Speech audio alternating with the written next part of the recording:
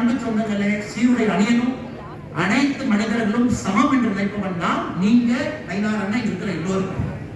எந்த ஜாதிகளும் கிடையாது, எல்லா ஜாதிகளும் சமம் என்று நினைப்பவர்கள் தான். ஆனால் நம்முடைய மத அடையாளத்தை நாம் இடுவதிலே எந்தவித தவறும் இல்லை என்பதை தமிழக அரசு சொல்லுங்க. ஒரு குழந்தை ருத்ராட்ச கொட்ட போடாத, திருநூறு வைக்காத, குங்குமம் வைக்காத பள்ளிக்கூடத்தில் அந்த குழந்தைக்கு சொல்லிக் கொடுத்தா அது செக்குலரிசம் இல்லைங்க. அது மத சார்பின்மை கிடையாது. அது ஒரு மதத்தை காலில் போட்டு மிதிப்பதற்கு சமம். அதனால நீங்க தைரியமா குழந்தைகளுக்கு நம்முடைய மத அடையாளத்தை நீங்க வச்சு விடுங்க. குழந்தைகள் பள்ளிக்கூடத்துக்கு போகும், அந்த குழந்தைக்கு தெரியட்டும் இன்னொரு மதமும் முக்கியம் என்பதை சொல்லிக் கொடுக்கும். அது இஸ்லாம் மதமாக இருக்கட்டும், கிறிஸ்தவ மதமாக இருக்கட்டும், அந்த மதமும் முக்கியம் என்பதை சொல்லிக் கொடுக்கும்.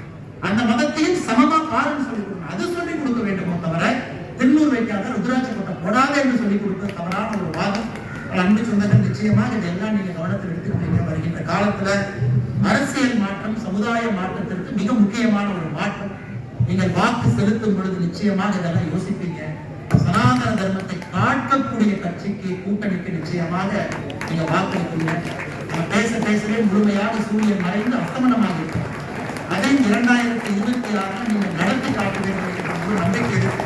மறுபடியும் இந்த மேடையில் இருக்கக்கூடிய அன்பு தலைவர்கள், பெரியவர்கள், தாய்மார், இந்த அற்புதமான ஊர் வைகுண்டபுரத்தில் இருக்கக்கூடிய பெரியவர்கள் எல்லாம் சேர்ந்து ஸ்ரீராமருக்கு பெரிய ஒரு மரியாதை செய்து இந்த அற்புதமான ஆலயத்தை எழுப்பியிருக்கின்றீர்கள்.